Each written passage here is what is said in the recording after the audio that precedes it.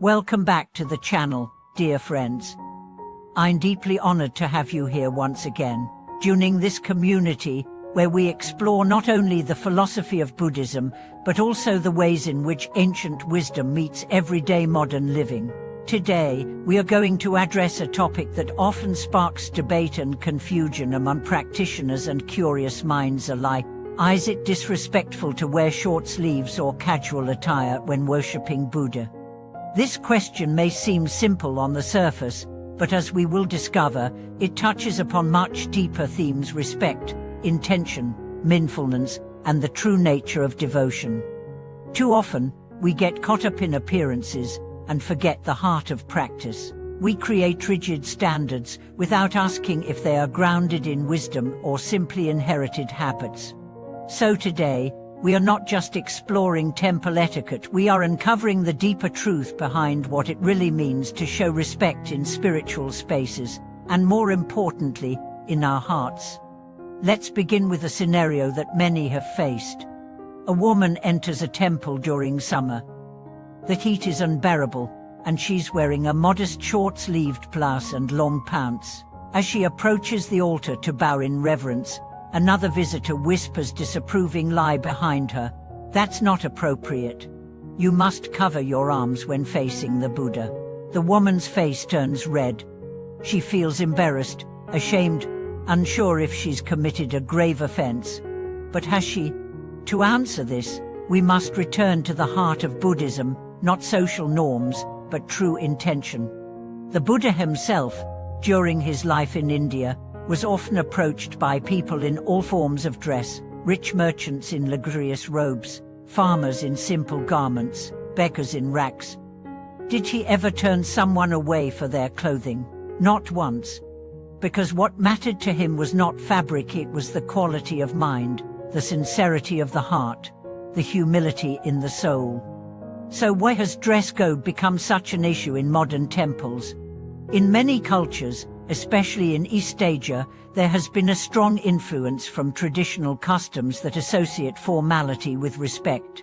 Covering the body, wearing muted colors, and maintaining decorum were seen as expressions of reverence. These customs were absorbed into temple practices, not because the Dharma demands it, but because society did. There is value in these customs. They cultivate mindfulness, intention, and communal harmony. But problems arise when the form is mistaken for the essence, when outward appearance is used to judge inward sincerity. Let's dive deeper. Respect, in Buddhism, is a state of mind. It's how you approach the altar.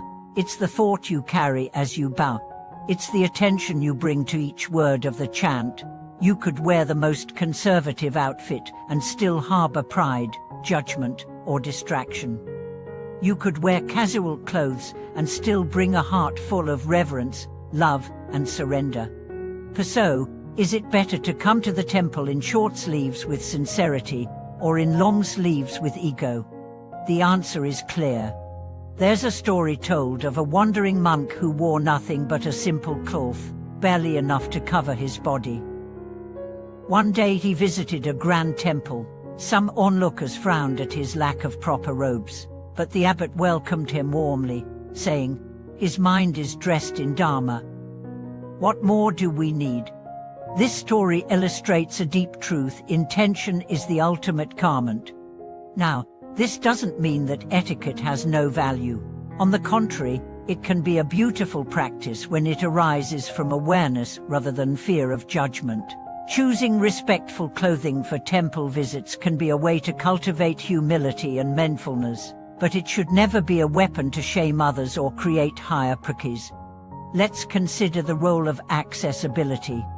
If we turn temples into places of strict codes and scrutiny, we risk alienating those who need the Dharma most.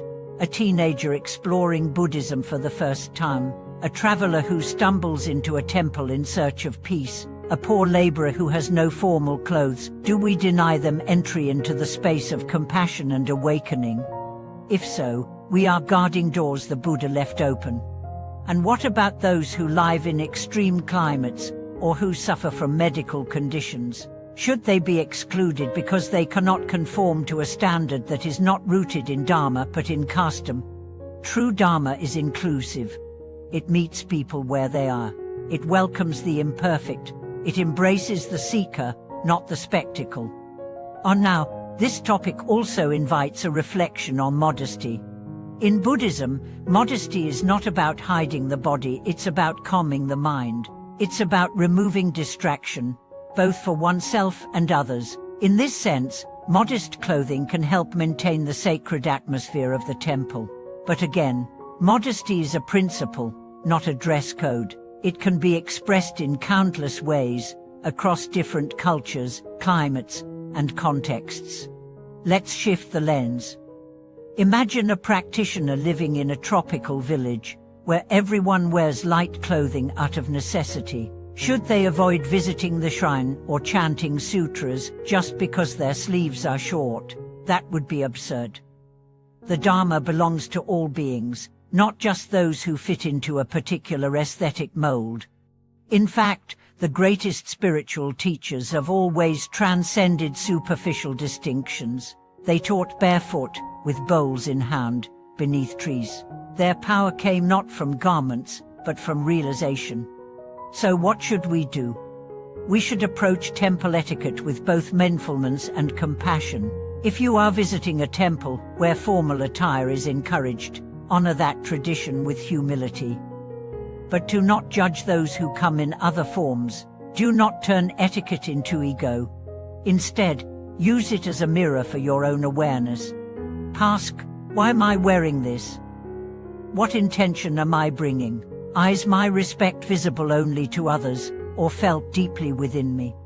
And if you see someone dressed differently, instead of assuming disrespect, assume struggle, assume curiosity, assume sincerity hidden beneath uncertainty. Be kind, be welcoming, be like the Buddha. This perspective not only applies to temples, it applies to life. Too often we judge others based on surface impressions, but true practice is about seeing beyond the outer and into the inner. So, returning to the original question, is it disrespectful to wear short sleeves while worshipping Buddha? The answer lies not in your sleeves, but in your heart. If your heart is bowed in humility, your sleeves matter little. If your mind is scattered and your ego inflated, no amount of covering will create true reverence. Let the robe you wear be one of sincerity. Let the cloth that wraps your body be made of compassion. Let your posture be straight, not out of pride, but out of presence. Let your voice chant, not out of obligation, but out of love. And let every temple you enter, whether grand or humble, physical or internal, be a place of openness, welcome, and truth. Thank you for joining me today in this deep and meaningful reflection. I invite you to share your experiences in the comments. Have you ever felt judged or uncertain in a spiritual space? What helped you reclaim your confidence? Let's support one another in walking this path with grace. And as always, if this video brought value to your life, please like, subscribe, and turn on notifications so you never miss another conversation from the heart. Thank you for watching this video.